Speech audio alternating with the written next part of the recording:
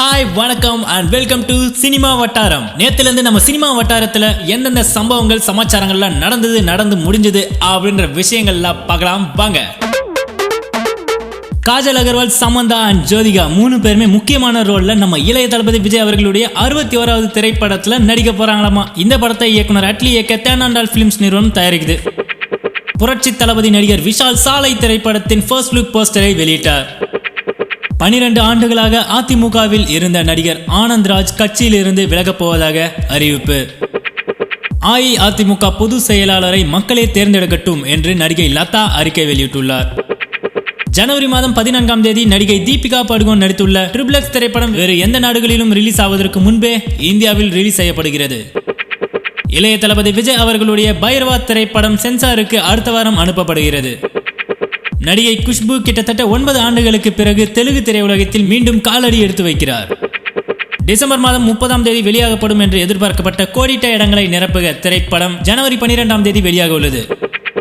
நடிகர் தனுஷனுடைய என்னை நோக்கி பாயும் தோட்டா திரைப்படத்தினுடைய அபிஷியல் டீசர் 2 மில்லியன் பார்வையாளர்களை தாண்டி போய் கொண்டிருக்கிறது.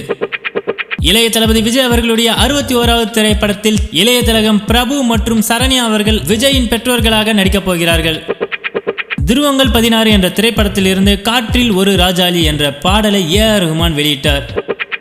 சூப்பர் ஸ்டார் ரஜினிகாந்தின் 2.0 திரைப்படத்தினுடைய டப்பிங் வேலைகள் ஆரம்பமானது. மீதமுள்ள காட்சிகள் படப்பிடிப்பு நடந்த பிறகு டப் செய்யப்படும் என்று சொல்லப்படுகிறது. இயக்குனர் தரணிதரன் திரைப்படத்தினுடைய அபிஷியல் டைட்டிலை இயக்குனர் கௌதம் மேனன் வரும் டிசம்பர் மாதம் 29ஆம் தேதி அன்று வெளியிட உள்ளார். பைரவா திரைப்படத்தினுடைய அபிஷியல் ட்ரெய்லர் மிக விரைவில் வரும் என்று இயக்குனர் பரதன் கூறியுள்ளார். தயன் ஸ்ரீனிவாசன் இயக்கத்தில் நடிகை நயன்தாரா மற்றும் நடிகர் நிவின் பாலி இருவரும் ஜோடி சேர்ந்து நடிக்க உள்ளனராம். நடிகைகள் திரைப்படங்களில் வெறும் கவர்ச்சிக்காக மட்டுமே என்று கூறிய இயக்குனர் சுராஜ் மன்னிப்பு அறிக்கை ஒன்று வெளியிட்டுள்ளார். இந்தி நடிகர் மிதுன் சக்கரவர்த்தி மாநிலங்களவை உறுப்பினர் பதவியை ராஜினாமா செய்தார். உடல்நிலை சரியில்லாததால் எம்பி பதவியை ராஜினாமா செய்ததாக மிதுன் சக்கரவர்த்தி தகவல்.